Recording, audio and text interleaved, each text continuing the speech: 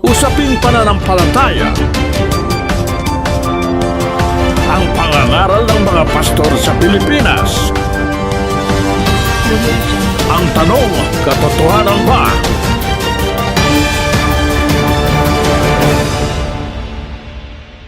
Ang mapapanood ninyong video ay nasa audio lamang. Ito ay ang itanong mo kay Soriano, Biblia ang sasagot. Halina at atin nang panoorin. Oo nga pala, ang pag-like ninyo sa inyong pinanood ay malaking suporta na sa aking channel.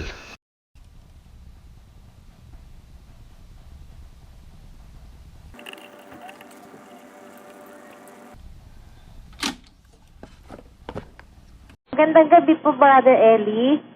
Ang tanong ko po sana, kasi po yung anak ko, may mga lumang Biblia, tapos medyo may mga pages na wala na, tapos yung iba parang gusot-gusot na, pati cover na wala na po. Tanong ko lang po kung paano po ba yung tamang pag-dispose, tama bang i-dispose yung Biblia o ano po ba ang dapat gawin dito? Para po wag malapastangan yung salita ng Diyos, kapatid, ano? Opo.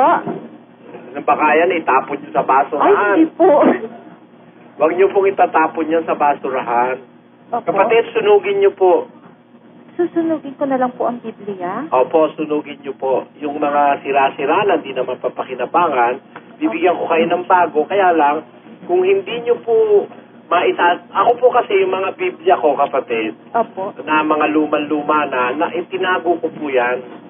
Yun po ay, nasa ano po yun, nasa isang safe na lugar na hindi po pwedeng makain ng daga o kaya hindi po pwede na maipampunas o kung ano man, ano ho? Pero kung wala kayong paraan, dahil ang tanong nyo sa akin paano i-dispose, I believe na mas magandang sunugin po ninyo. Alam nyo kasi, kapatid, Opo. meron dalawang kahulugan ng pagsunog. Ang pagsunog nangangahulugan na sinusunog mo ang isang bagay na masama, di mo ba? Opo. Pero isang kahulugan naman ng pagsunog, paghahandog sa Diyos. Alamin nyo, may mga sinusunog noong una na inihahandog sa Diyos. Kaya po, sa Biblia po kasi may mga pagpuri riyan, makakabuting sunugin para isang form ng paghahandog sa Diyos ng mga pagpuring nakalagay niyan. Opo. Magandang gabi po, Brother Eli. Magandang gabi po. Tatanong ko po kasi po, mama ko po, nagagalit sa akin pag nakikinig sa inyo. Yun po, nagagalit po siya na kapaalam po ako sa kanya kanina kasi sinabi niyo po niya na kailangan po ba daw alamin na yung sa mga Biblia po na kailangan pa po bang alamin? Kasi tama na lang daw kung malaman na may Diyos po. Alam mo, kapatid, hindi mo rin masisisi yung mama mo dahil Po. meron tayo kasi ngayong henerasyon ng mga taong walang hilig sa salita ng Diyos Marami kasi ng mga tao ngayon, maraming kinahihiligan. At tinan mo pagka naglagay ka ng talk show sa TV, nanood ka ng talk show, hindi magagalit mama mo. Manood ka ng basketball, hindi magagalit mama mo. Po. Manood ka ng kung ano-anong bagay na wala namang kinalaman sa kabutihan, hindi magagalit ang mama mo. Magtataka ka, bakit makikinig ka ng aral ng Diyos, magagalit mama mo. Kasi wala silang nauunawaan sa kasulatan. Nahirati o nasanay ang Pilipino sa isang relihiyon na walang debosyon sa Biblia, sa Iglesia Katolika. Karamihan sa mga Katoliko, nagsilalaking Katoliko, walang naiintindihan sa salita ng Diyos. Ang nakalakihan nila, yung katutuwad-tuwad ng pari sa altar, yung kababas-bas-bas-bas na hindi naman nila naintindihan kung anong kahulugan. Kaya para sa marami, walang kakwenta-kwenta ang salita ng Diyos. Naging irrelevant sa buhay ng marami ang salita ng Diyos. Pero kung talagang naniniwala kang may Diyos, dapat bigyan mo talaga ng panahon sa buhay mo ang salita ng Diyos kasi this is the only way God is communicating with people on earth. And by His words, we are forewarned of what is happening in the future, and we can prepare ourselves for any eventualities in time. Ganyan ang dapat maintindihan natin. Ang Biblia ang pinaka-informative na libro as to what will happen in the future, what are the events that is coming, at what are the precautionary measures being given to us by God to escape in these perilous times na ating kinabubuhayan. Kaya ituloy mo lang, wag mo na sa kanyang sabihin nakikinig ka. Total, hindi mo naman, wala namang magagawang masama sa kanya kung makinig ka, di ba? May tanong pala po ako sa may kapatanong po kasi sa akin. Kung gumagawa po ng kabutihan ng demonyo. Alin, kapatid? Kung yung po mga demonyo, gumagawa din po sila ng kabutihan. Walang kabutihan ginagawa demonyo, puro kawalang yaan. Pakinggan mo ha, sa 13:10 ng gawa. Ito po ang sinasabi sa 13:10 ng gawa. At sinabi, o puspos ng lahat ng karayaan at ng lahat ng kasamaan, ikaw na anak ng dyablo, ikaw na kaaway ng lahat ng katwiran. Hindi ka baga titigil ng pagpapasama sa mga daang matuwid ng Panginoon? Ayon, maliwanag yung palang mga demonyo, kaaway ng lahat ng katwiran. Walang mabuting gagawin yung kaaway ng lahat ng katwiran, kapatid.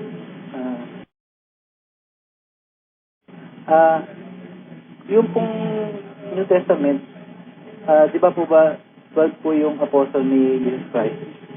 Ang tanong ko lang po, ilan po yung apostle na gumawa ng New Testament? Kung lahat po ba silang 12, ilan lang po sa kanila? Si Luz, pakiulit mo, mahina ang dating sa akin. Kung 12 daw po ang apostol ng Panginoong Jesucristo, ilan daw po sa kanila ang gumawa ng New Testament? Alam mo, ang apostol ni Kristo, hindi lalabindalawa lang. Yung 12, yun ang apostol sa Israelites. Yun yung nasa Mateo 10:1 hanggang 7. O hanggang 4. Ngayon, yun namang si San Pablo naman, apostol din, saka si Bernabe, nakasulat naman yan doon sa Gawa 14, no? Apo? Kaya 14 na, di ba kapatid na Luz, ano? Tapos nung magtaksil si Judas, ipinalit naman si Matias, 15 na. Apo. Kaya ang mga apostol ni Kristo, 15 yung nakasulat sa Biblia.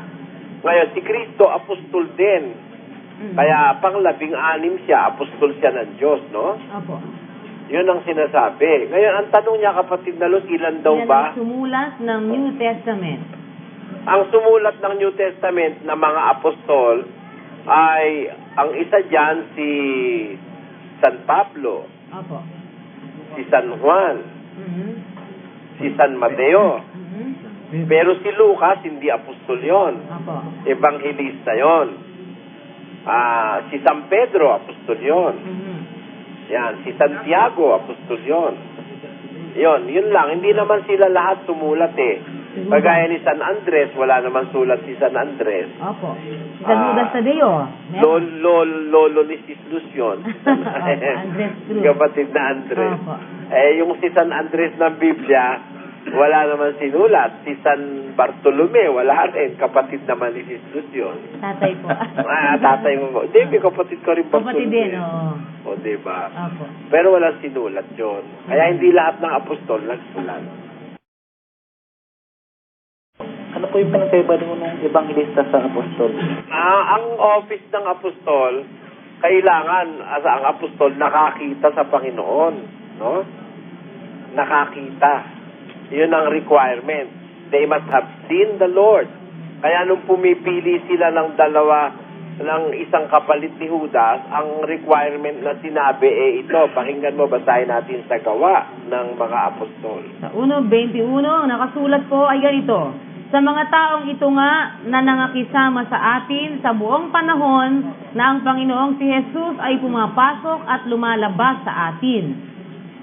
Magmula sa pagbabautismo ni Juan hanggang sa araw na siya'y tanggapin sa itaas mula sa atin, ay nararapat na ang isa sa mga ito ay maging saksi na kasama natin sa kanyang pagkabuhay na mag-uli. Ayun, kaya kumukuha sila ng kapalit ni Judas Ang kailangan daw na lang makuhanan yung mga taong kasama na ang Panginoong Hesus ay naglalabas-masok sa kanila Opo. at maging saksi sa kanyang pagkabuhay na maguli. Di ba, kapatid Opo. na Luz, ano? Opo.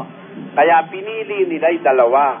Parehong saksihan at tapos pareho rin na yan kasama nila nung andun pa ang ating Panginoong Hesus. Opo. Si Matias at saka si Justo, di ba? Ang napili, Si Matias. si Matias.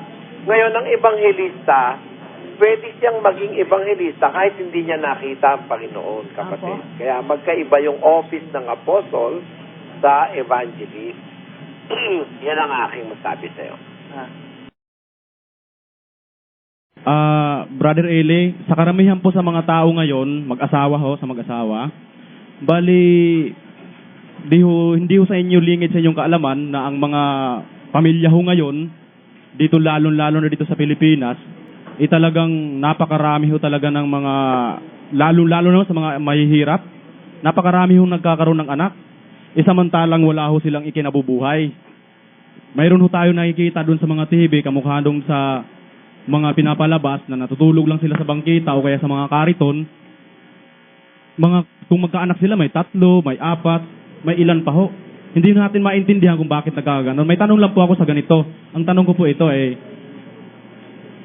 kamukha ho sa akin, mayroon na ho rin ho akong asawa, may anak na ho akong 2. Sa ngayon po, katotohanan sinasabi ko po, ako po ay sabihin na lang natin na medyo umiiwas sa responsibilidad na magkaroon ng maraming anak. Dahil ho sa kasagutan na ang aking pong ikinabubuhay ngayon ay nasa minimum lang po ang aking sweldo sa trabaho. Sa ngayon po, kung magkakaroon tayo ng lagpas na mga maraming anak, lagpas sa ating minimum, ay hindi ho natin kakayanin. Ang tanong ko po ay ganito, kasalanan ho ba sa mga tao na, pero ganito ho muna, bago kayo sumagot, sasagutin ko muna ng sarili ko lang, aywan ko lang kung tama ho sa inyo. Ang sagot ko po ay mali ho talaga, pero ganito pa rin, itutuloy ko ang tanong ko ganito. Bali, may mga tao ho kasi na nagkokontrol. Ako po, isa ho ako roon. Pero hindi ho ako gumagamit ng anuman. Masabi ho na ho natin, baka bawal ho sa pero sabihin na lang natin self-control po. Kasi iniiwasan ko po na baka magkaroon ako ng maraming anak, pagkatapos hindi ko naman ho kayang buhayin, di ba kasalanan din ho sa Panginoon yun? At ang isang kasalanan din naman na hindi tayo, pag halimbawa gumagawa tayo ng, sabihin na lang natin po ng pagkakaroon ng, tawag nun? Intersection ho ba? Yung gano'n? Sa mag-asawa, yung magkakaroon pagniniig, hindi naman ho natin po pwedeng maiwasan na dahil nga ho sa gano'n, kailangan natin mag-control. Ano ho ba ang magandang paliwanag dito, Brother Eli? Magandang paliwanag tungkol ho sa pagsisiping ng mag-asawa. Hindi po. Bali, kasalanan ho ba na mag-self-control o mag-control yung mag-asawa dahil sa iniiwasan nilang hindi nila kaya? Hindi kasalanan yun. Yun nga utos pa Pakinggan mo sa unang Corintios 7 Babasahin natin. Ito po ang nakasulat sa 7 at 5. Huwag magpigil ang isa't isa, maliban kung pagkasunduan sa ilang panahon, upang kayo'y mamalagi sa pananalangin at muling kayo'y magsama. Baka kayo'y tuksohin ni Satanas dahil sa inyong kawalan ng pagpipigil. Kailangan magpigil. Tinutukso ni Satanas yung walang pagpipigil. Kasi yun ang talagang batas ng Diyos yung pagpipigil sa Kristiyano. Marami tayong dapat pagpigilan at isa na yan, kapatid. Pakinggan mo sa Tito 2:11. Sapagkat napakita ang biyaya ng Diyos na may dalang kaligtasan sa lahat ng mga tao na nagtuturo sa atin upang pagtanggi natin sa kalikuan at sa mga kahalayan ng sanglibutan ay marapat mabuhay tayong may pagpipigil at matuwid at banal sa panahong kasalukuyan ng sanglibutang ito. Sa panahon ngayon ng mundo, dapat tayong wikang mabuhay na may pagpipigil, matuwid, banal sa panahong kasalukuyan ng sanlibutan. Pag nawala ang pagpipigil sa tao, para kang truck o kotse o anumang sasakyang nawala ng preno. Kung di ka mahulog sa bangin, makakabangga ka. Ganyan yan, yung nawawala ng preno. Yung taong walang pagpipigil, walang preno yan. Kumbaga siguro, wala silang takot sa Diyos na manganak ng marami tapos pabayaan sa lansangan at pagkatapos o kaya ipamigay o kaya ang gawin pabayaan na lang nalalaboy-laboy, maging drug addict at maging biktima ng sari-saring krimen. Masama sa Diyos yan, kapatid, yung pinapabayaan ng mga anak. Nasa 5:8 ng unang Timoteo. Ito po, nakasulat, katapwat kung ang sinuman ay hindi nagkakandili sa mga sariling kanya, lalong-lalo na sa kanyang sariling sangbahayan, ay tumanggi siya sa pananampalataya at lalong masama kaysa hindi sumasampalataya. Ayon, yung hindi nagkakandili sa kanyang sariling sambahayan ay lalo pang masama kaysa hindi sumasampalataya, ang wika ng Biblia. Kaya tama yung sinasabi mo na imbis na pabayaan mo yung mga anak mo, mag-control ka. At ang control naman, di naman mahirap yan Hahantayin mo lang yung petsa na hindi fertile yung iyong asawa para wag siyang mabuntis. Ganun yun. Brother Riley, bali ho, mayroon ho akong isang pinsan, buo, na nagkasala po ng mortal. Bali po siya naman po ay napawalang bisa na sa bisa ng pagbabasura ho ng kaso, ganun ho. Sa Panginoon ho ba, sa batas ho ba ng Diyos, siya ho ba ay maaaring patawarin ang mortal ho ng kanyang pagkakasala ay pagpatay? Sa Panginoon ho ba ay maaari ho ba siyang patawarin kung siya ay magsisisi sa kabila ng nakapatay siya? Si Moises nakapatay Si San Pablo sumang-ayon sa pagkamatay ni San Esteban. Pero nagsisi sila, napatawad. Pakinggan mo ang dahilan, kung ba't napatawad. Sa unang Timoteo 1:13, kapatid na Willie. Bagaman ng una, ako'y naging mamumusong at manguusig at mga alipusta. Gayunmay kinahabagan ako sapagkat iyaoy ginawa ko sa di pagkaalam sa kawalan ng pananampalataya. Pagka ginawa mo naman sa kawalan ng pananampalataya, at dahil sa wala kang malay sa batas ng Diyos, kahahabagan naman ng Diyos pag nagsisip, nagbalik loob. Kasi hindi ako makasang-ayon talaga kahit kailan dyan sa parusang bita kahit yan ay nasa batas. Kasi may mga loopholes, kung minsan meron din namang diskriminasyon, minsan naman meron din namang mga questionabling desisyon. Hindi naman natin masasabing lahat ng desisyon ng tao ay tama Diyos lang naman ang meron talagang justisyang buo Apo. Tao ko minsan nagkakamali rin yan, kapatid na Luz. Minsan nai-influensyahan yan. Minsan from the regional trial court, mali na agad ang desisyon, di ba? Minsan yung mali po, pwedeng yun mai-affirm, kapatid na Joseph. Oo nga po. Bawa, hindi nakita limbawa nung nasa taas. Yung talagang, kasi alam mo, tanungin mo man si Attorney Rosal, di ba, Attorney? Pagka nililitis yan sa trial court, ang nakakakita dyan ng mga instances, yung aura ng taong nililitis, ang nakakakita dyan yung trial judge, di ba?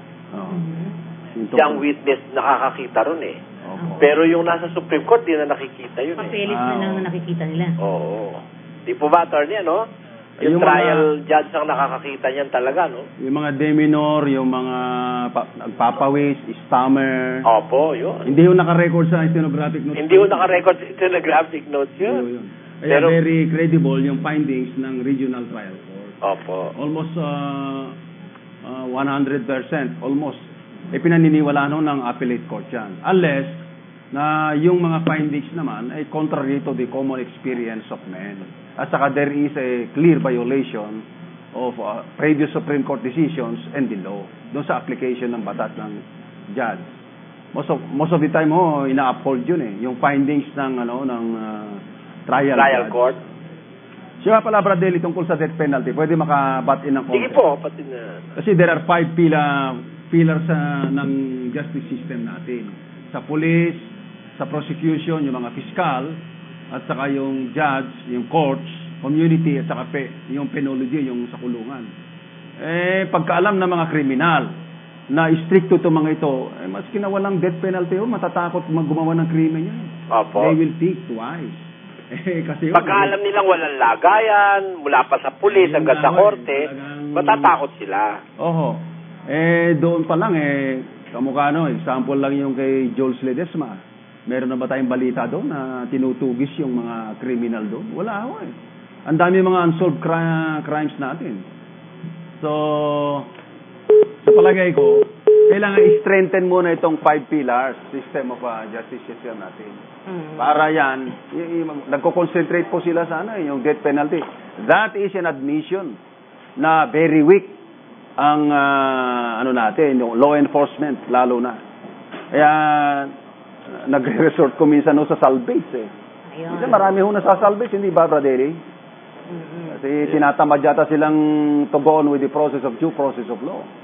Meron kasing mga nababagalan. Oo. At meron shortcut.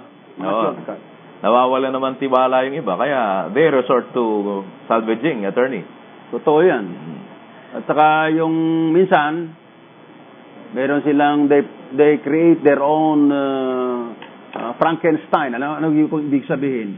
Meron silang mga pakawala. Pagka marami na nalalaman yun, sasalvage na lang yun. Diba? Bagay, nakakalungkot marinig yan, attorney, pero it is a true happening in our society. Pervasive na ho yan, Brother Eli. At saka mga biktima niyan, talaga yung mga mahihirap Mahihirap talaga ang biktima. Kaya sabi ko nga, mas marami pang mas masasama sa labas ng kulungan kuminsan yung mga talagang hardened criminal in soul, in heart, and in mind. Nasa labas ng kriminal, ng kulungan dahil may mga pera Diba? Opo. Tanong ko lang kay Brother Eli. Brother Eli? Yes? Opo. Meron po bang tinatawag na blood money na itinuturo sa Biblia? Blood money? Opo. Sa Biblia? Hindi nasusuhulan ng Diyos Pera? Opo. You cannot redeem by money the crime that was done by anyone. Kaya tinan mo ang ipinang-redeem si Jesus Christ, di ba? Opo. Kasi walang katumbas na money ang krimen Walang katumbas na pera yan. Sa batas ng Diyos, Hindi nasusukat yan sa lapi. Lalo na sa panahon ng bagong tipan. Maaari pa doon sa panahon ng matandang tipan, merong ilang mga insidente na nagpo-provide na magbabayad ng danyos ang isang hindi sinasadya nakagawa ng perwisyo sa kapwa, kapatid na Joseph. Pero, pag talagang krimen, hindi na babayaran. Pero ako, conforme ako doon sa gagawin ng Simbahang Katoliko na mag-contribution para doon sa isang pupugutan. Bakit napupugutan ng ulo, Brother Joseph? Meron po siyang napatay Isa pong Nepalese ay yung napatay noong Pilipino. Ba't kaya napatay? Hindi ko pinaliwanag kung bakit. Oo. Hindi pinaliwanag. Kasi alam mo, mabuti na rin yung matubos yun, Pero kasi yung tanong mo sa akin ay meron pang ganong blood money sa Biblia. Wala akong alam sa Biblia na at Diyos masasatisfy at mai-erase yung judgment because of money. Kasi miski nga mismo sa pagdating ng paghuhukom hindi pwedeng gamitin niyang money. Di ba? Nasa Sefanyas yan, 1:18 Opo. Mabuti pakibasa ni Brother Willie. Ito po ang sinasabi sa Sefanyas sa 1 at 18, ang mababasa po'y ganito. Kahit ang kanilang pilak o ang kanilang gintuman ay hindi makapagliligtas sa kanila sa kaarawan ng kapuotan ng Panginoon. Tignan mo, hindi pwede yung pilak at ginto makatubos. Ngayon, yung iglesia na yan ng Diyos, kung sinasabi sa Biblia, pinag-aagaw-agawan niya ng maraming tao, di ba, kapatid na Joseph? Kahit pag-agaw-agawan naman, hindi naman lapat sa kanila. Ganun po ba yun? Kagaya lang nung haligid to, iglesia raw sila ng Diyos. Tapos ang puno, babae. Meron pa iglesia ng Diyos na babae, puno. Diba? Nasa Biblia, bawal mamuno babae. Pakibasa mo sa unang Timoteo 2:11. Ang babae mag-aral na tumahimik na may buong pagkapasakop. Ngunit hindi ko ipinahihintulot na ang babae ay magturo ni magkaroon ng pamumuno sa lalaki, kundi tumahimik. Hindi ba maliwanag pa sa sikat ng araw na walang ulap yan? Diba? Ang pangalinaw niya. Bawal na ang babae magpuno sa lalaki. Sa relihiyon, ha? Sa gobyerno, wala tayong pakialam doon. Pero sa relihiyon, bawal na yung babae ang puno ng lalaki. Yung iglesia ng Diyos na haligid-tuhay na yan, puno niyang babae. Diba? Opo. Kung sasabihin nila, hindi na ikaw ngayon dahil lalaki na, dahil namatay na yung babaeng nagpuno. Ang naghalal dun sa lalaki, yung babae rin, di wala rin karapatan yan. Kapatid mo. na Joseph. At saka yung pong kiniklaim nilang puno nilang lalaki, hindi man lang mapatunayan ang kanyang pagkalalaki sa debate Bala pa yan. yan. Pag-uusapan na kapatid na Willie, Brad Danny, yung pakikipagdebate kay Brother Eli, meron dyan, nagsusukan Painumin ng Brother Joseph. Lang Gamot sa meron ka. Kamusta bukol? Kamusta bukol meron ka? Yan ang sinasabi natin. Kaya yung pong binabanggit sa inyo ni Brother Eli sa lahat ng tagapakinig natin, hindi ho basta ang titulo ng samahan na nagpapakilala sa inyong sila'y sa Diyos, Iglesia ng Diyos. Kasi marami ito Mahigit 20 ito na naparehistro sa Securities and Exchange Commission. Nasa kasamaan palad, ay idinimanda tayo ng isang nag-aangkin at pinagbabawalan tayo lang naman. Sabi nga po natin, sabi ni Brother Eli, di sa inyo na yung inaangkin nyo, hindi nyo naman maangkin ng kabuuan, pangalan lang ba di wala namang problema yon. Nananatiling, kailangang patunayan. Ngayon, yung sinasabi mo kapatid na Josel kanina, na hindi naman lumalaban sa debate, may lusot sila dyan Ano naman ang lusot dyan? Hindi naman andyan nadadaan yan sa debate para patunayang lalaki. Lalaki rin pero hindi nadadaan sa debate. Kapatid na Willie, paano ba natin mapatutunayan yung lalaking nasa Biblia? Ito, hindi madadaan sa debate para patunayang lalaki. Opo daw. Ganito lang yan. Sabi ng kawikaan, ang kawikaan may sabi tandaan mo Opo. You can give without loving. But you can't love without giving. Tama? Opo. Hindi masasabing hindi naman nadadaan sa debate para mapatunayan lalaki. Pero hindi kayang patunayang lalaki ang ayaw humarap sa debate. Ayun. Isang bagay pala po yun na hindi maiiwasan. Kung ikaw ay nag-aangkin na lalaki ka ng Diyos at ikaw ay sugo ng Diyos, hindi maiiwasan na tayo ay humarap sa debate. Mangangaral ka leader ka saang talata ng kasulatan ba naman siya makapaglilitaw, kapatid na Danny, Brad Willie, na yung leader na nilagay ng Diyos, mangangaral, hindi lumalaban ng debate para ipagtanggol ang pananampalataya. Wala pong ganun mga kababayan. Kaya nga sinasabi ni Brother Eli, baka naman sabihin nyo, ba't naman masyadong ganun? Napaka-absolute yata ng salita ni Brother Soriano na yan. Kasi kung ang pag-uusap, mangangaral, leader, wala hong makikita tayong batayan na mangangaral ng Diyos hindi lumalaban ng debate. Wala ho nun Oo. At saka ano naman ang big deal? Bakit ayaw lumaban? Hindi naman mamamatay, kapatid na Josel, kung lalaban sila sa debate, di ba? Pag nalaban ka kasi, tapos ang negosyo mo, kung naisip ka. Ay, may big deal nga. May big deal talaga. Kaya nga ba, Danny, sa Josel, Danny, kaya nga kahit na-deny na ni Brad Eli sa Santa Maria nun akala mo ba'y lumabas man lang? Hindi lumabas, Brother Joseph. Ilang buwan yun, 3 buwan singkad yun, gabi-gabi. Nagpupulong si kapatid na Eli doon sa tapat ng kanilang baluarte ron. Ay, wala. Kala mo ba Hindi tapat ng baluarte, no? Sa tapat ng bahay ni Max mismo. bahay mismo? Ayan. Ayan, no? Kita nyo na. Kaya po, kuidaw lang po tayo ha, mga kababayan. Yung mga kagaya nitong si Robert Revilla, oo, nasa Biblia po yung Iglesia ng Diyos. Pero, kaya ingat naman kayo sa mga kagaya ng grupo niya ni Max Nieto. Nagpapakilalang sila ang Iglesia ng Diyos. Oo, dahil sila raw ang binigyan ng securities ng karapatang gumamit ng pangalan ng Iglesia ng Diyos, no? Opo. Ang batayan nila ngayon, yung bigay ng securities. Ayun. Kaya ang karapatan nila, hindi galing sa Diyos, galing sa securities.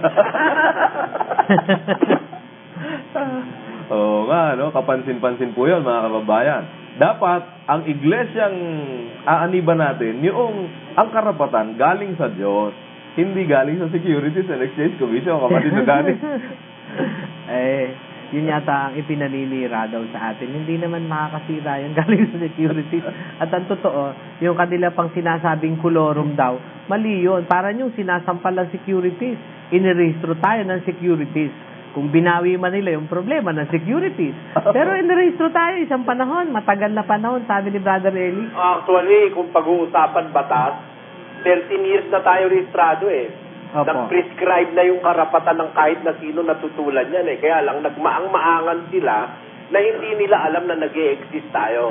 Which is highly irregular, kapatid na Dani. Tanong mo sa akin kung bakit po naman? 1980 pa tayo nagbo-broadcast sa radyo at saka sa telebisyon Tapos nung magsampa sila ng reklamo laban sa ating rehistro, 1993. O, di ba? Napaniwala lang nila ang korte dahil sinabi nilang hindi nila alam na nag-i-exist tayo, which is a lie, a big lie, the biggest lie ever invented by man. Bakit kamo? Bakit po? Meron tayong diskusyon sa kanila, meron tayong mga temang hawak na nakikipag-diskusyon sila sa atin, how will they claim na hindi nila alam na nag-i-exist tayo? Kasi sa securities, pagka halimbawa, nakarehistro ka 10 years na, wala na yun, nag-prescribe na ang karapatan nila na tayo habulin dun Kasi we have established our own identity. Yun ang alam ko sa batas. Maliban na lang na ang batas, pwedeng i-twist-twist na lang, conforme na lang sa gumagamit. No? Pero, if you are legally using a particular name or corporate name 13 years, saka lang may magsasampa, ako I believe personally na wala ng karapatan yung nagsasampa na yan. Ngayon, kinatigan sila ng korte, bahala sila. Diba? Di na natin sakop yun. Tayo naman nagpapasakop sa batas Kaya sila kung lalaban ng debate kung sakasakali man, kapatid na Dani. Ay nako, pati sa korte, pagka lalaban sila ng debate, pati yung issue sa korte, tatalakayin ko sa debate. Opo. Kaya lang baka patunayan nilang pagiging totoo nila, hindi ayon sa Biblia, kundi ayon sa korte. Di so patunayan nila na ayon sa korte sila totoo. Tutul ako.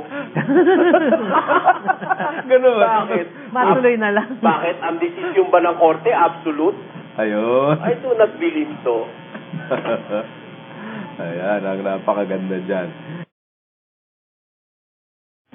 Tatanong ko lang po kay Brother Eli, ano po ba ang paraan ng Diyos upang maalis ang pot o galit na nararamdaman ng isang tao? Ang pangalis dyan, salita ng Diyos Pakinggan niyo po sa Juan 15, versikulo 3. Ito po ang ating mababasa sa talata 15 at 3. Kayo'y malilinis na sa pamamagitan ng salita na sa inyo'y aking sinalita. Ngayon, sabi, malilinis na kayo sa pamamagitan ng salita na aking sinalita. Kaya lahat ng karumihan sa puso, pag tinanggap natin salita ng Diyos, maalis po yun. 119:11 ng awit. Ito po sinasabi naman po sa aklat ng awit, 119 at 11.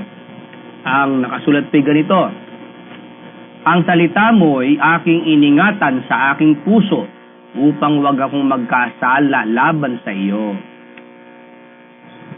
Ayun, sabi, pagka nakasimpan yung salita ng Diyos sa ating puso, hindi tayo magkakasala laban sa Kanya. Sabi po ng Biblia. Yun lang po ang pangalis salita ng Diyos, kapatid. Di ba po bawal po mangalin na yung panahon ni Moises? Bakit po si Solomon po ang dami pong naging asawa? Kaya napahamak niya Di ba nagalit ang Diyos sa kanya? Pakinggan yung basahin natin, no?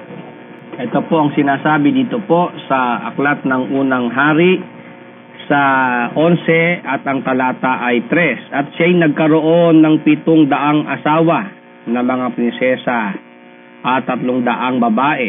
At iniligaw ng kanyang mga asawa ang kanyang puso. Sapagkat nangyari nang si Salomon ay matanda na, iniligaw ng kanyang mga asawa ang kanyang puso sa ibang mga Diyos.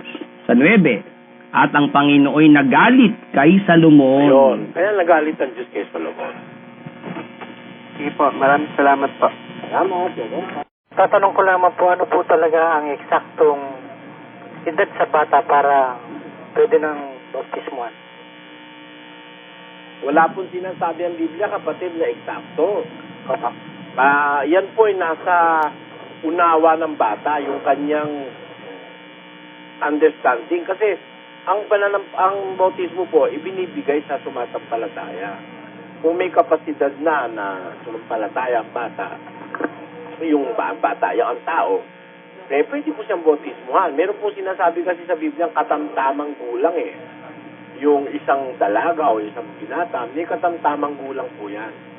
Ako po naniniwala, doon sa katamtamang gulang, doon makakasampalataya ang tao sa Diyos. Kasi po kaya ako natanong, sa panahon po kasi ngayon, ang bata po, 7 taon pa lamang napakarami ng pagkakasalang nagagawa hindi naman po siguro mortal.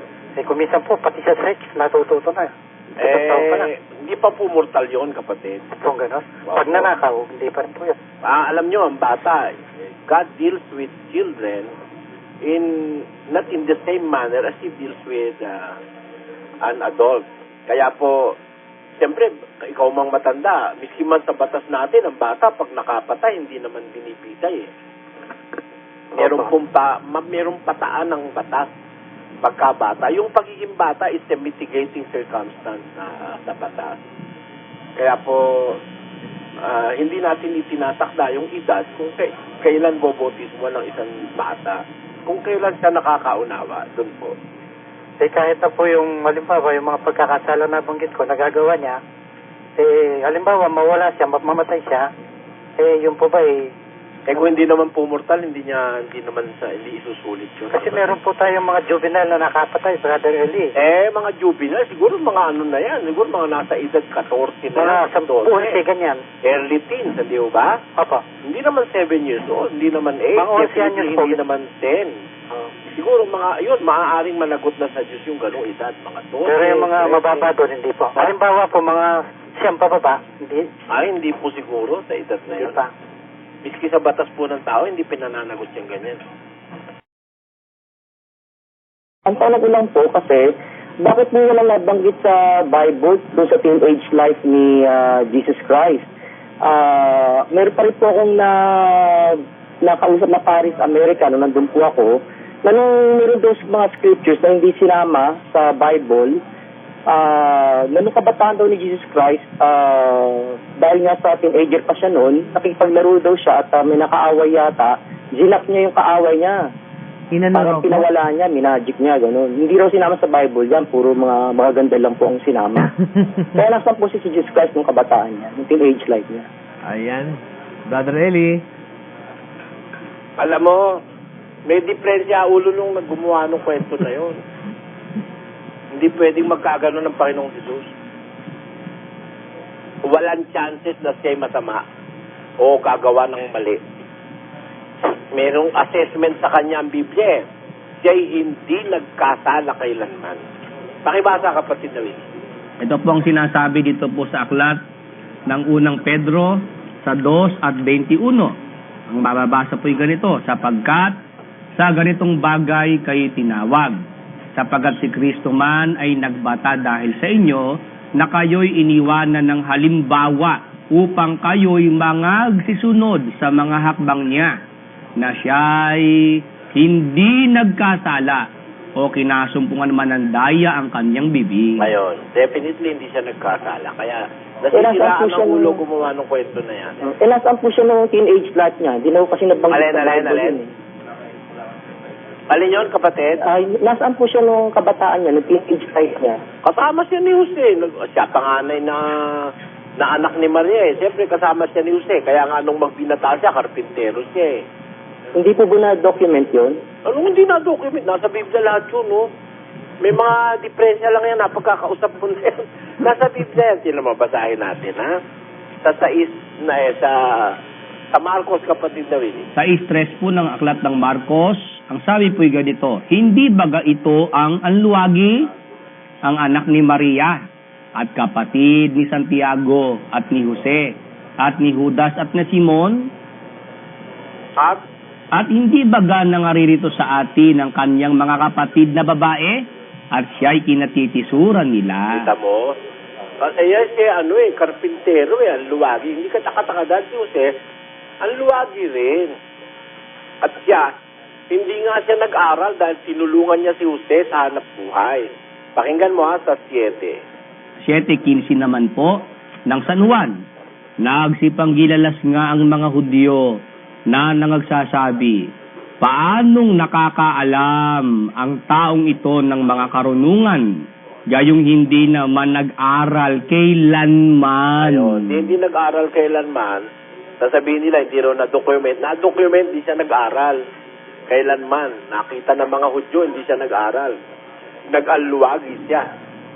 Ayan. Salamat po. Salamat. Hindi rin umano alam ni Sabayan na nabili na ng Philippine Marines ang speedboat na kanyang inuupahan kaya't nasa kote ito ng Combined Forces ng Pilipinas at Amerika. Buti nga. Oo nga, ang galing. Buti nga, nasa kote. Kaya nga dapat nga, namatay na yan eh. Alam mo ako, wala akong hangad sa kapwa-tao na masama. Kailanman ayokong pumatay. Pero kung talagang yan eh napatay na, mabuti nga. Alam mo kung bakit? Bakit po? Wala nang pag-asa yan eh.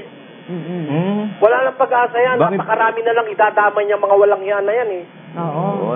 Biro mo, yung si Burnham na misyonero. Opo. Hindi naman Pilipino yun, ha? Oo. At hindi mo masasabing ang pagpunta noon doon eh para kumita ng pera, ha? Nagsasakripisyo yung mga tao na yun, eh. Opo. Di ba? Yung mga Jehovah's Witnesses, hindi ba nagsasakripisyo yan? Inaalila ng watchtower yung kabibenta ng libro nila, eh. Totoo yan. Wala namang malaking pakinabang yung mga Pilipinong Jehovah's Witnesses. Diba, biniyat na naman ng mga tarantado na yan. Ano itatawag mo dyan? Baka nakikinig ang KBP, mga KBP. Ano tawag nyo dyan sa mga tarantado na yan? Sige nga, kayo magbigay ng termino. Babantaan daw ako, patitigilin ng KBP. Mga gago yung nagbabanta sa akin. Katarantaduhan, meron tayong freedom of speech, ano? Ano ang gagamitin mong termino sa mga abusayap? Kundi tarantado. Po. Di ba? Yun po ang appropriate. Kung pwede pa nga, meron mas matindi pa dyan, eh. Ay, bawal lang sa ere, eh. Oo. Bawal lang sa ere, kaya di ko masabi. Katarantaduhan, ano? Igagalang mo pa ba yung mga ganyan tao? Pakinggan nyo sa Biblia, mga kababayan, huwag tayong mga plastic. O ngayon, mga born again, tawagin nyo si Abu Sabaya, Reverendo Sabaya. Ayaw nyo ng gago, ayaw nyo ng tarantado. Sabi niya, di kayo marunong magsalita niyan. Di tawagan nyo Reverendo. Ano sabi ng Biblia sa inyo? Basa. Sabi po sa Kawikaan, ito po'y nasa 18:5, igalang ang pagkatao ng masama ay hindi mabuti. Pag iginalang mo yung pagkatao ng masama, hindi mabuti yun, kapatid na Josel. Oo nga po. Masama talaga yan eh. Mamamatay tao, biro mo pupugutan ng ulong kapwa. Opo. Just for the fun of it, puputol ka ng ulo. Wala namang ginawang masama sa yung kapwa mo tao. Naligaw lang sa patikul, naligaw lang sa Dos Palmas, papatain mo. Anong klaseng hayop yan? Hindi tao yan eh. So po yan. Di ba? Hayop yan. Masahol pa sa hayop kasi yung hayop eh. Merong may compassion yung hayop eh. Opo. Yung mga yan, walang compassion eh. Kahit sino, dinadali eh. Oo nga po. Di ba? Pati nga yung mga kapwa nila kareliyon, dinadali nila eh. Yung tarantado sa bayan na yan. Di ba? Tama po yun. O ano ngayon ang ibig ko sabihin? Talagang tama yung may lapagin na rules of engagement na yan. Mahuli lang yung mga walang yan na yan. Tapos na ang usapan. Masyado ng biro mo, ekonomiya ng Pilipinas, topsy-turvy. Ha? Rocky. Very rocky ang Pilipinas. Hindi ba alisala kung magsasabing Rocky hapon? Dahil ang ibig sabihin nun, Lucky. Pero pagka Rocky, talagang in the real sense of it, Rocky ang ating ekonomiya, pati ang ating gobyerno na babalisang masyado dahil dyan sa mga ginagawa niyang mga demonyong abusayap na yan. Opo. Ng ano yan, kapatid na Diyos. Naaawa ako kahit na kasaksi ni Jehovah yun, hindi ko ka paniniwala, no? Utos ng Diyos, ibigin mo yung kaaway, di ba? Pag-ibig ba sa kaaway yung hindi ka naman nagbebenta lang ng kung ano yung binibenta ng mga saksi ni Jehovah, kaanuhin mo na. Tapos mga Amerikano, mga Aliman, di ba marami nang napatay? Marami At po. dahil dyan sa mga walang yan na yan, napakarami nang napatay na sundalo sa Mindanao, hindi lang iniuulat lahat. Bakit? Alam ko na may mga kapatid tayo sa Mindanao May mga kapatid tayo sa Zamboanga Naku, kapatid na Eli ka, makita nung isang kapatid, truck yung patay. Iniuulat ba lahat yan? Di lang, kapatid na Diyos. Kaya dapat talaga tanggapin na lahat ng tutulong para mapatay na yun. Kahit hapon, palusog na sa hapon yan. Mga kura. Anong sabihin engagement ko? Ako lang si Presidente Arroyo, talagang papupuntay ko yung mga Amerikano rito para tapusin yung mga abusayap na yan. Marami pang idadama yan ng mga inosente. Totoo po yan. Opo. Yan ang masasabi ko dyan. Oo nga naman.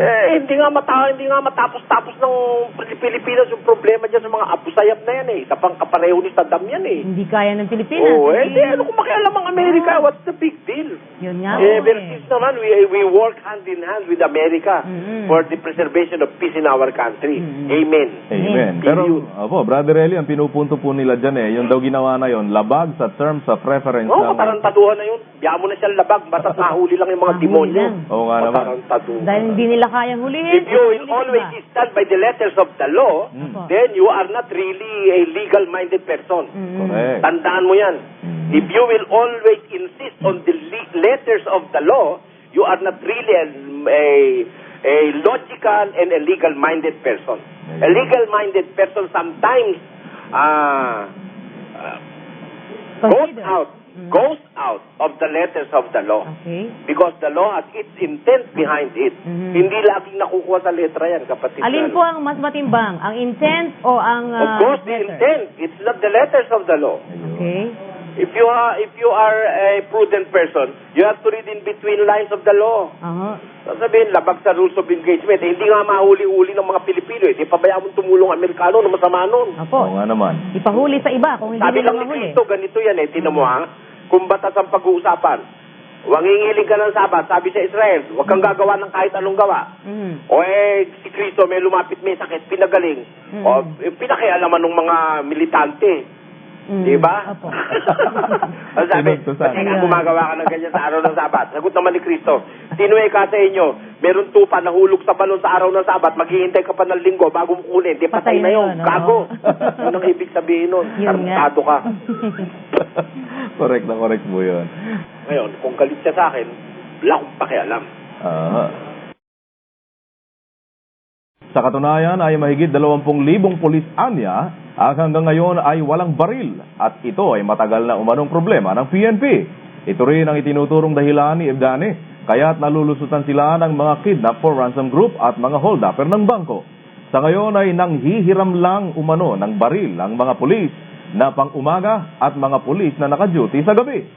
Kakapusan pa rin sa pondo ang pangunahing umanong dahilan kaya't nahihirapan silang gampanan ng maayos ang kanilang tungkulin sa bayan. Bili na lang ng gulok. Pero kahabag-habag naman tong mga pulis natin. Naghihiraman lang pala ng baril. Oo, alam mo kasi kapatid na Josel, nagtataka ako, pilalagay sa dyaryo, may mga sumuko raw na MILF, MNLF, mga kung sino-sino mga rebelde. Pinakikita, libo-libong baril. Ba't hindi ibigay sa pulis? Yun nga Kawawa naman yung mga pulis. Saan kaya na pupunta isinusuko mga baril? Saka naman kaya ipinapakbit yun? Tuloy, nagmimistulang kawawang cowboy itong ating mga pulis Nakakawang pulis, walang baril. Paano sila makakalaban sa mga kriminal? Yung mga kriminal may baril, may radyo, may cellphone, no? Kaya ang pulis may batuta. At saka surbato. Yan Kawawa naman. Ganyan yan, CBCP para hikayatin ang lahat ng Katoliko na labanan ng mga gambling lords sa Pilipinas. Binatikos rin ni Archbishop Orlando Quevedo si Pangulong Arroyo dahil sa umano'y usad-pagong na aksyon nito laban sa weteng. Sa mga yan, tinan mo yan, ha? Opo. Sisisihin na naman si Pangulong Arroyo dyan sa wedding. Yun nga ho eh. Ang dapat sisihin mo, yung relihiyon nyo. Bakit ho? Hindi bawal sa inyo yung wedding eh. Oo nga. Oo, hindi ba? Kahit magtitiwala si Arroyo, hindi pwedeng patigilin yung wedding dahil hindi nyo pinapatigil sa relihiyon nyo. Dapat sila ang mauna. Oo, dapat sila. Tao, relihiyon, mas mataas na disciplinary measures ang nailalagay ng relihiyon sa tao eh. Opo. Meron nga tao nagpapakamatay dahil sa relihiyon nila eh, di ba? Di ba? Yung mga panatiko, nagpapakamatay, pumapatay dahil sa relihiyon. Ay, ang relihiyon ang malaking disciplinarian na attitude ng tao sa mundo, kapatid na Josel. Oo nga po. The greatest influence in man's life is his religion. Dapat mong maintindihan yan. So, kaya, kung gusto nilang mawala wedding, pagbawal nila sa mga Katoliko na mag-wedding. Itiwalag pag hindi nagpabawal.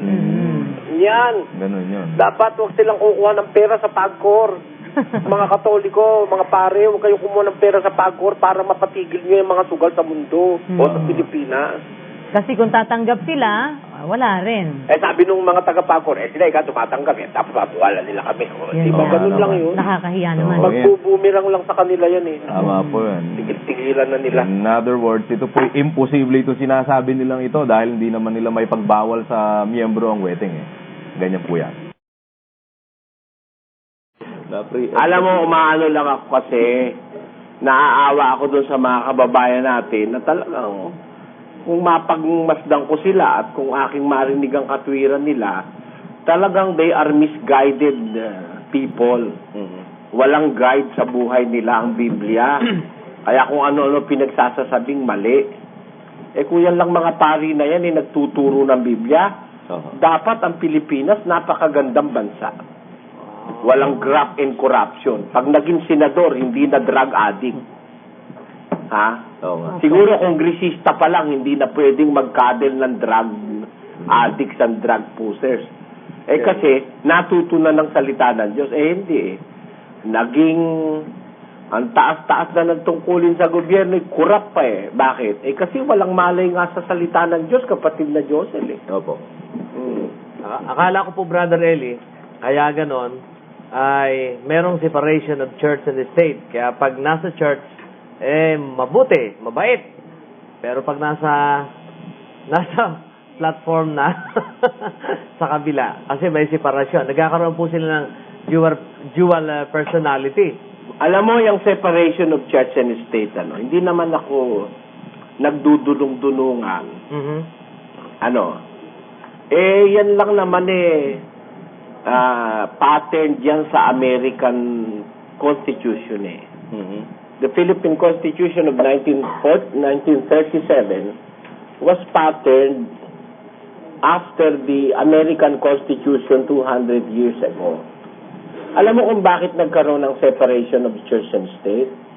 Yan ay inilagay sa Constitution ng Amerika dahil sa bitter experiences of the Protestants in their fight against the Catholic religion.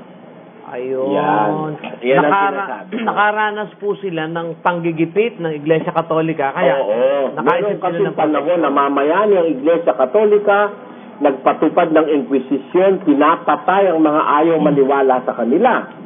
Tapos, dumating naman ang panahon ng mga Muslim na hindi rin sila magkasundo ng Iglesia Katolika o ng mga tinatawag nilang Kristiyano.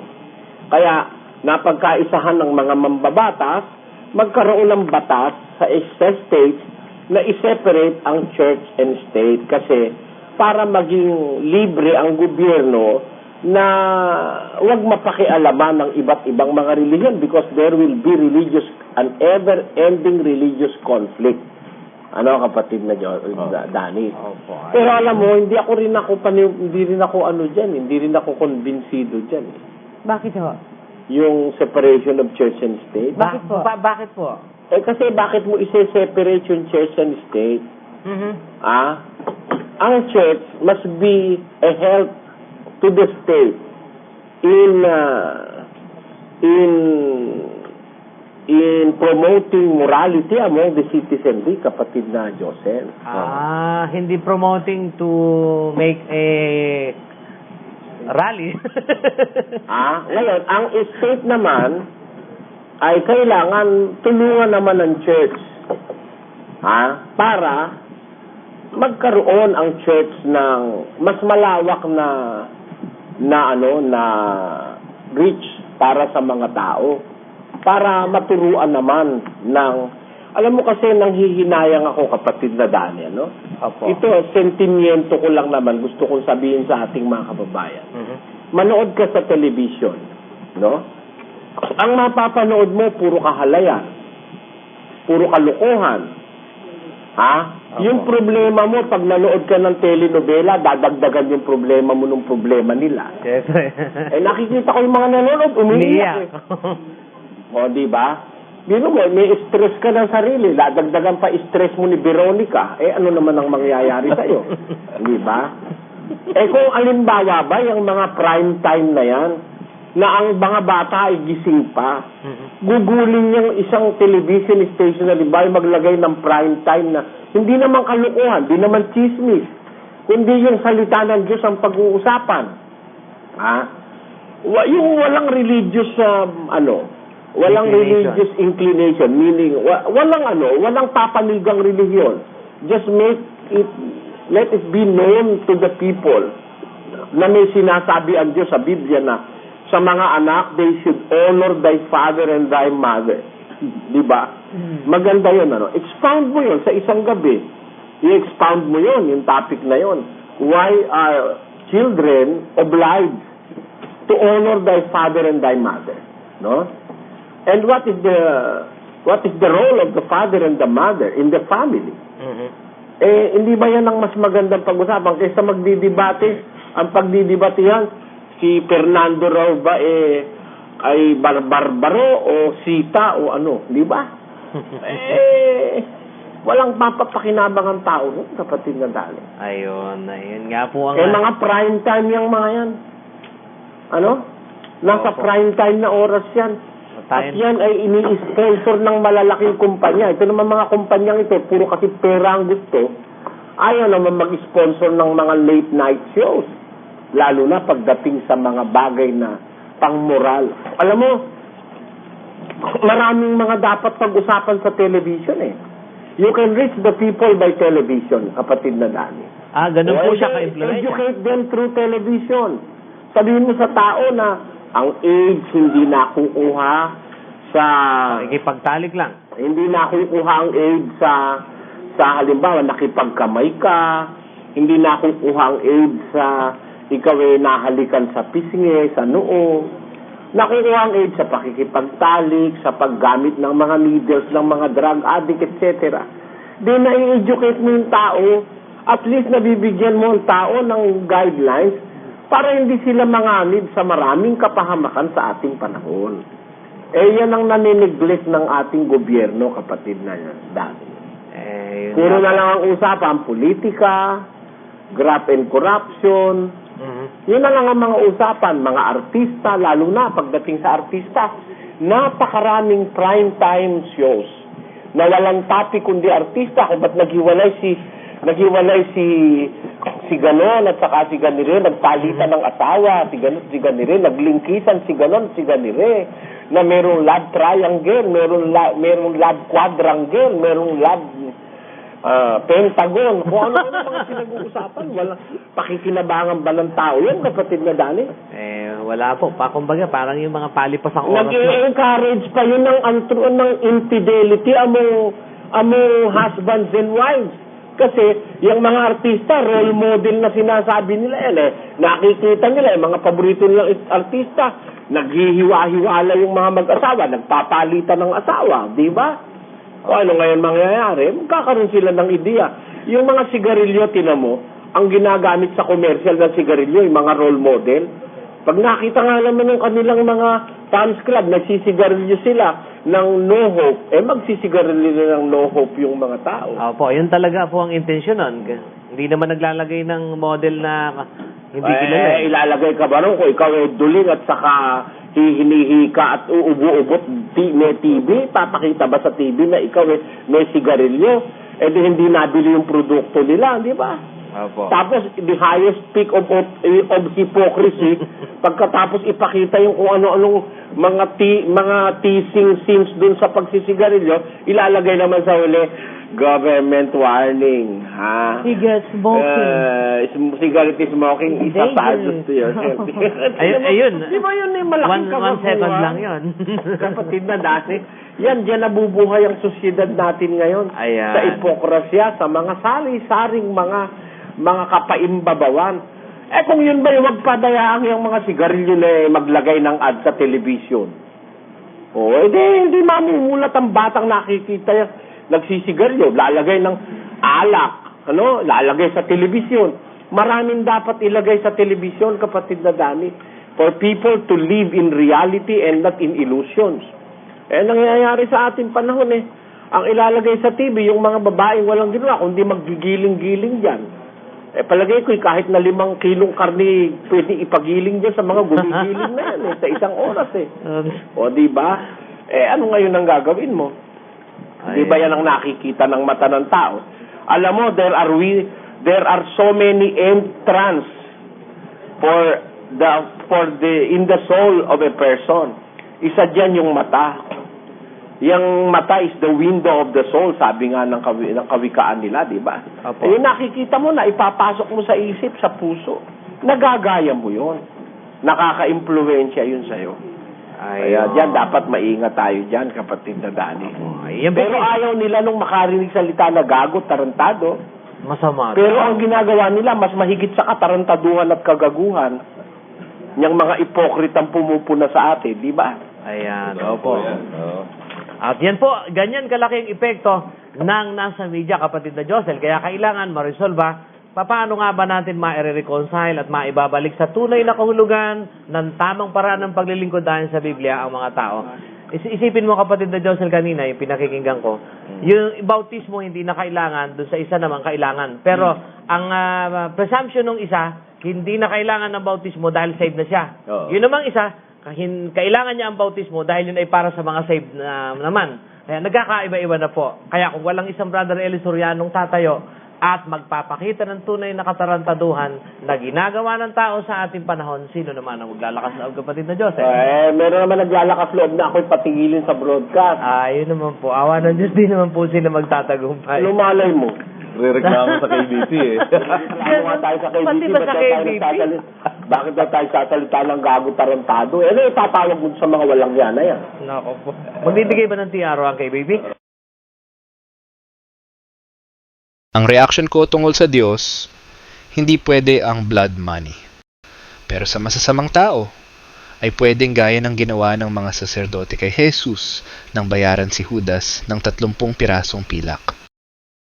At kinuha ng mga pangulong saserdote ang mga putol na pilak at sinabi, hindi matuwid na ilagay ang pilak na iyan sa kabangyaman sapagkat halaga ng dugo. Maraming salamat sa panonood. Kung nagustuhan ninyo ang bago kong upload, please like, share, and comment. At kung hindi ka pa nagsasubscribe, ay mag-subscribe ka na upang lagi kang ma-notify ng YouTube sa mga bago kong upload.